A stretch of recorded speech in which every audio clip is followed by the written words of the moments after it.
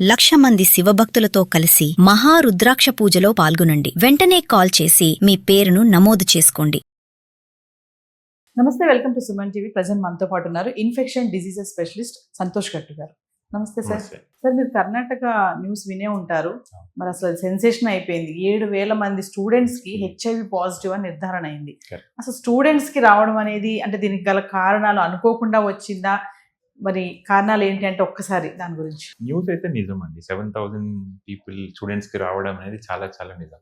మీరు వచ్చిన వాళ్ళని చూస్తే వాళ్ళందరూ యంగ్ ఏజ్, అందరూ యుక్త వయసు, 18 నుంచి 25 ఏజ్ లో ఉన్నవాళ్ళు.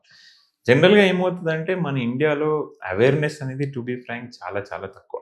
ఇది మనం నిజం అంటామో ఒప్పుకుంటామో ఒప్పుకోమో కానీ వెస్టర్న్ కంట్రీస్ తో చూసుకుంటే ఇండియాలో ఈ సెక్షువల్ ఎడ్యుకేషన్ మీద అవేర్నెస్ అనేది చాలా తక్కువ. ఈ పిల్లలకి ఏమవుతుందంటే 16 to 18 ఇయర్స్ లోనే చాలా హార్మోన్స్ అప్పుడే మనకు స్టార్ట్ అవుతుంది. యాక్చువల్లీ ఈ హార్మోన్స్ కిక్ ఇన్ అవ్వడం, హార్మోన్స్ ఆ టైంలోనే ఎఫెక్ట్ చూపించడం, ఇంబ్యాలెన్స్ వీళ్ళకి ఆ టైంలో ప్రాపర్గా ఈ అవేర్నెస్ సెక్షువల్ ఎడ్యుకేషన్ లేకపోవడం వల్ల ఇలాంటి మిస్అడ్వెంచర్స్ రెగ్యులర్గా జరుగుతుంది. వీళ్ళకి ఒకవేళ అదే టైంలో మనకు వెస్టర్న్ కంట్రీస్లో ఉన్నట్టు సెక్షువల్ ఎడ్యుకేషన్ మీద మంచి అవేర్నెస్, అంటే మీరు ఇలాంటి సందర్భాల్లో కనుక గురవుతే, ఇప్పుడు సపోజ్ ఈ సిచ్యువేషన్ వాళ్ళు ఫేస్ అయినప్పుడు అందరు ప్రొటెక్షన్ వాడాలి అనే అవేర్నెస్ స్ట్రాంగ్గా ఉంటే వాళ్ళు ఇలాంటి HIV బారిన పడకపోవచ్చు. కొంతమంది నీడిల్స్ షేర్ చేసుకుంటారు. ఈవెన్ IV డ్రగ్ అబ్యూస్లో నీడిల్స్ ఒక మనిషి ఇంకో మనిషి షేర్ చేసుకోవడం వల్ల కూడా రెగ్యులర్గా HIV అనేది సోకుతుంది. మెయిన్ ఒక్క రీజన్ అనేది అవేర్నెస్ వీళ్ళకి రాక. అవేర్నెస్ లేకపోవడం వల్ల ఇంత పెద్ద ప్రమాదం 7,000 HIV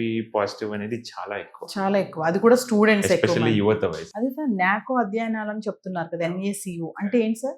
నాకో మనకు గవర్నమెంట్ ఆర్గనైజేషన్ అండి. మన ఇండియాలో national AIDS control organisation government organisation. వీళ్ళు ఏంటంటే ఇండియాలో చాలా మందికి సపోర్ట్ చేస్తుంటారు. చాలా మంది ఎయిడ్స్ పేషెంట్స్ కి టెస్టింగ్ చేయడం, ఫ్రీగా టెస్టింగ్ చేయడం, ఫ్రీగా వైద్యం అందించడం, వాళ్ళని రెగ్యులర్గా ఫాలోఅప్ లో పెట్టుకోవడం, అదొక మంచి ప్రోగ్రామ్ మన ఇండియాలో నాకో ప్రోగ్రామ్. ఇప్పుడు ఈ 7,000 స్టూడెంట్స్ కి కూడా నాకో వాళ్ళు ఫ్రీగా టెస్టింగ్ చేయడం, ఫ్రీగా ట్రీట్మెంట్ ఇవ్వడం అనేది ఇనిషియేటివ్స్ తీసుకున్నారు. డేటింగ్ యాప్స్ ఇవన్నీ రీజన్స్ అనుకోవచ్చా సార్? అది definitely one of the reason. ఇప్పుడు మనం ఒక 10-20 ఏళ్ల కింద చూసుకుంటే ఎవరికైనా మైండ్ లో ఒకవేళ ఇలాంటి ఆలోచన వచ్చి ఉంటే, అరే నేను ఎవరైనా కలవాలి అనే ఆలోచన వచ్చింటే వాళ్ళు భయపడుతుండే, ఎక్కడికి వెళ్ళాలో తెలియదు, ఒక యాక్సెస్ అంటూ లేదు, వాళ్ళకి భయం అనేది ఎక్కువ ఉంటుంది, భయానికి గురవుతారు అండ్ అక్కడికే ఆలోచన అనేది చచ్చిపోతుంది. ఇప్పుడు ఫర్ సపోజ్ ఇప్పుడు 20 ఏళ్ళ పిల్లల్ని చూసుకుంటే వాళ్ళకి హార్మోన్ ఎఫెక్ట్ వల్ల వాళ్ళకి ఇలాంటి ఐడియా ఆలోచన మైండ్లో గనక వచ్చినప్పుడు ఇమీడియట్గా వాళ్ళ ఫోన్ ఓపెన్ చేసి ఒక డేటింగ్ యాప్ ఓపెన్ చేస్తే వితిన్ 2 minutes వాళ్ళ సర్కిల్లో ఎంతమంది ఉన్నారు సరౌండింగ్లో కలవడానికి ఇష్టపడే వాళ్ళు అనేది మీకు ఇమీడియట్గా ఫోన్లో వచ్చేస్తుంది డేటింగ్ యాప్లో. వాళ్ళకి ఐడియా వచ్చిందంటే డేటింగ్ యాప్ ఓపెన్ చేయడం, 10 minutes కలిసేయడం. సో ఇంత యాక్సెస్ అనేది చాలా సింపుల్గా ఇంత ఈజీగా అయినప్పుడు ఆ హార్మోన్స్ వల్ల వచ్చిన ఆలోచనని వాళ్ళు కంట్రోల్ చేసుకోకుండా కలిసేస్తారు. That is the main problem. Colleges లో, యూనివర్సిటీస్ లో అంటే ఈ HIV మీద అవగాహన కల్పించడానికి ఎట్లాంటి సెంటర్స్ కానీ, కౌన్సిలింగ్ థెరపీస్ కానీ ఇలాంటివన్నీ ఉండాలి అని అంటారు? డెఫినెట్లీ ఉండాలి. ఇప్పుడు ఇన్ఫాక్ట్ మనకు ఎడ్యుకేషన్ కరిక్యులం నుంచే రావాలి. ఇప్పుడు మన స్టూడెంట్స్ హైయర్ ఎడ్యుకేషన్ అంటాం, 6th to 10th, 8th to 10th standard, ఏదైతే మనం పిల్లలు మెచ్యూర్ అవుతుంటారు, అడల్సెన్స్ ఏజ్లోకి వెళ్తుంటారు, ఆ టైంలో అవేర్నెస్ అనేది డెఫినెట్గా ఇంపార్టెంట్. అదే కాకుండా ఇప్పుడు అందరికీ సోషల్ మీడియా అలవాటు. ఇప్పుడు 16 years అబ్బాయి అమ్మాయిని చూసుకుంటే వాళ్ళు ఫోన్ వాడకుండా ఉండడం అనేది ఇంపాసిబుల్. సో సోషల్ మీడియాకి వాళ్ళు అలవాటు అయినప్పుడు సోషల్ మీడియాలో కూడా రెగ్యులర్గా దీని మీద అవేర్నెస్ డిబేట్స్ కూడా జరుగుతూ ఉండాలి, చర్చలు జరగాలి, అవేర్నెస్ జరగాలి. ఇప్పుడు 30 years బ్యాక్ మీరు చూసుకుంటే అందరికి రెగ్యులర్గా ఒక యాడ్ వస్తుంది, పులిరాజాకి ఎయిడ్స్ వచ్చిందా అని అందరికీ గుర్తుంది. ఇన్ఫాక్ట్ ఈ కాలంలో ఎవరిని అడిగినా చెప్తా ఉంటారు. అది ఎందుకు అంటే ఆ టైంలో అమెరికా, UK నుంచి చాలా ఫండ్స్ వచ్చాయి, ఎయిడ్స్ మీద అవేర్నెస్ చేయండి, ఎయిడ్స్ గురించి చెప్పండి, మాట్లాడండి. అలా ఫండ్స్ ఉన్నప్పుడు బాగా అవేర్నెస్ క్రియేట్ చేశారు అండ్ అప్పట్లో జాగ్రత్తలు బాగుండే. ఇప్పుడు 10 ఏళ్లలో మీరు ఎప్పుడైనా యాడ్ విన్నారా టీవీలో? అసలు ఈ యాడ్ అనేది లేదు. అండ్ ఎలాంటి అవేర్నెస్ క్యాంపెయిన్స్ అన్నా ఉన్నాయా? ఎలాంటి అవేర్నెస్ క్యాంపెయిన్? సో జనాలు అంటే ఆ క్యాంపెయిన్స్ని చేయాలని ఇష్టము లేదు, దాని మీద ఎఫర్ట్ పెట్టట్లేదు. అదేవిధంగా యూత్కి సోషల్ మీడియాలో ఎక్కడ కనిపించదు, అసలు ఈ అవేర్నెస్ గురించే కనిపించకపోవడం వల్ల వాళ్ళు ర్యాండమ్గా వెళ్తుంటారు, ఇలాంటి వాటికి ఈ పనులు చేయడం వల్ల వాళ్ళకి అన్ఫార్చునేట్ పాజిటివ్ Yes. అంటే సార్ ఇప్పుడు 7,000 మంది విద్యార్థులకు హెచ్ఐవి పాజిటివ్ అంటే ఇది మీరు అంటున్నారు అనుకోకుండా వచ్చింది కాదు ఇదని అంటున్నారు. ఖచ్చితంగా ఈ రిలేషన్షిప్ వల్ల రావడం, ఈ డేటింగ్ యాప్స్ వల్లే అంటున్నారు. అంటే ఇక్కడ ఎవరిది తప్పు అని అనుకోవచ్చు, అటు సొసైటీ, ఇటు పేరెంట్స్, యూనివర్సిటీస్.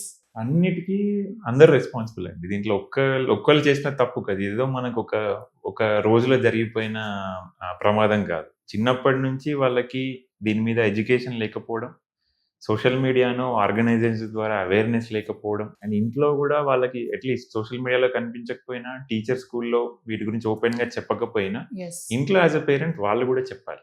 ఇప్పుడు పిల్లలు పెద్దవాళ్ళు అవుతున్నారు, అడోలసెన్స్ ఏజ్లోకి వెళ్తున్నారు, ఇలాంటి హార్మోన్స్ ఎఫెక్ట్స్ ఉంటాయి, so we should educate our children అని వాళ్ళు కూడా ఒక ఇనిషియేటివ్ తీసుకొని చెప్పాలి. అంటే చాలా ఫ్రాంక్ గా చెప్పాలంటే మన ఇండియన్ కల్చర్ లో కొద్దిగా ఒక వెనకడిగే వేస్తాం. మన పిల్లలతో ఓపెన్ గా మాట్లాడాలి, సెక్స్ ఎడ్యుకేషన్ అనేది ఇంపార్టెంట్, డెఫినెట్లీ ఇంపార్టెంట్. కానీ మన అందరం డెఫినెట్ ఒక వెనకడిగా అయితే వేస్తాం, ఇప్పుడే ఎందుకు ఇవన్నీ మాట్లాడడం పిల్లలతోని అని. సో దాని వల్ల ఇవన్నీ లేకపోవడం వల్ల ఇలాంటి సడన్ హెచ్ఐవి పాజిటివ్ టర్న్ అవ్వడం అనేది, ఇవన్నీ ఏంటంటే మనకు వార్నింగ్ సైన్స్ లాగా. అంటే మన యూత్ కానీ ఐటీ సెక్టార్స్ లో కానీ ఇవన్నీ లేకపోవడం వల్ల ఇన్ని కేసెస్ పెరుగుతా ఉన్నాయి. అంటే ఆ మధ్యన కొన్ని న్యూస్ వచ్చేసారు, పిల్లలకి పాఠ్యాంశాలలో సెక్స్ ఎడ్యుకేషన్ కూడా చెప్పాలి అని చెప్పేసి కొన్ని వచ్చాయి, మీరు విన్నారో లేదో. అది అసలు లేదు, అయిపోయింది, ఎక్కడా చెప్పట్లేదు. మీరు అన్నట్టుగా నిజంగా మన ఇండియాలో చూసుకుంటే సెక్స్ ఎడ్యుకేషన్, సెక్స్ అంటేనే కొంచెం అమ్మో ఏంటి సెక్స్ గురించి మాట్లాడుతున్నావు, అసలు నీకు దాని సిగ్గు లేదా, ఇలా మాట్లాడేస్తున్నా 10 మందిలో అనే అపోహ ఇప్పటికీ ఉందండి. నిజంగా సెక్స్ ఎడ్యుకేషన్ అనేది అవసరము, ఏ ఏజ్ వాళ్ళకి ఇది అవసరం అంటే మెయిన్ ఇది హైయర్ స్కూల్ అండి. మనకి 6th to 10th 8th to 10th standard hire స్కూల్లో, అండ్ మెల్లిగా పిల్లలు ఎవరైతే ఇంటర్మీడియట్ 11th 12th క్లాస్ ఉన్న వాళ్ళు ఆ టైంలోనే వాళ్ళు అడాలసెన్స్ లాగా మారుతూ ఉంటారు. ఆ టైంలో దీని గురించి ఓపెన్ గా మనం రెగ్యులర్ గా చెప్పడం అనేది చాలా ఇంపార్టెంట్. అండ్ ఒక్కసారి చెప్పడం వల్ల ఇది జరగదు, ఇది కంటిన్యూస్ గా రెగ్యులర్ గా మనం చెప్పే విధానంలో మంచిగా ప్రాపర్ వేలో వెళ్తే బాగుంటుంది. ఇప్పుడు ఈ హెచ్ఐవి పాజిటివ్ వచ్చినటువంటి స్టూడెంట్స్ పరిస్థితి ఏంటండి అంటే, పాజిటివ్ వచ్చిందంటే ఇంకొకసారి they are life long positive. ఇంకా అందులో మనకు వెనక్కి వెళ్ళే సిచ్యువేషన్ అయితే లేదు. అందుకే మనం ఇంతగానం జాగ్రత్తల మీద ఫోకస్ చేస్తుంటాం. Once positive they are positive for life time. కాకపోతే ఇంతకు ముందు ఉన్నంత కాంప్లికేటెడ్ లాగా ఇప్పుడు హెచ్ఐవి ట్రీట్మెంట్ లేదు. హెచ్ఐవి ట్రీట్మెంట్ చాలా రిఫైన్ అయింది, చాలా బ్రహ్మాండమైన మందులు వచ్చాయి. డైలీ సింగిల్ టాబ్లెట్ వేసుకుంటే వాళ్ళు నార్మల్ పర్సన్స్ లాగా ఉంటారు.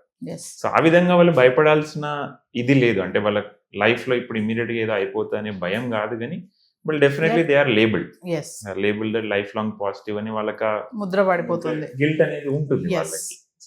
సో ఫైనల్ సంతోష్ గారు, ఈ కర్ణాటక ఇష్యూ మీద తీసుకుంటే ఏం చెప్తారు మీరు? సో ఇందాక మాట్లాడినట్టే అవేర్నెస్ అనేది చాలా ఇంపార్టెంట్ అండి. మనకి awareness starting as an school నుంచి స్టార్ట్ అవ్వాలి, రెగ్యులర్గా సోషల్ మీడియాలో కనిపించాలి. యాజ్ అ పేరెంట్స్ వాళ్ళు కూడా రెస్పాన్సిబిలిటీ తీసుకొని చెప్పాలి. అండ్ ఇన్ని చెప్పినా కూడా ఈ యూత్ ఏజ్లో ఉన్న ఎవరైతే ఉన్నారో వాళ్ళు వాటిని సరిగ్గా బ్రెయిన్లోకి ఎక్కించుకొని ప్రొటెక్షన్ వాడడం చాలా ఇంపార్టెంట్. అండ్ ఒకవేళ ఇప్పుడు మనం ఎంత మాట్లాడినా కూడా కొంతమంది స్టిల్ మిస్ అవుతుంటారు. ఇప్పుడు రియల్ లైఫ్ ఎగ్జాంపుల్స్ తీసుకున్నా కూడా, సార్ నాకు తెలుసు సార్ కానీ ఆ టైంలో సడన్గా అలా జరిగిపోయిందని చెప్తా ఉంటారు మాకు ఓపెన్గా పేషెంట్. ఒకవేళ అలా జరిగిపోయినా కూడా వితిన్ 72 hours మా దగ్గరికి రండి అని చెప్తాం. అట్లీస్ట్ వితిన్ 72 hours కలిసిన తర్వాత వస్తే కొన్ని పీఈపీ మెడికేషన్స్ ద్వారా ఈవెన్ వాళ్ళ బాడీలో వైరస్ ఎంటర్ అయినా కూడా అది జబ్బులాగా మారకుండా చూడొచ్చు. So testing and consulting A doctor immediately కూడా ఇంపార్టెంట్. Thank you.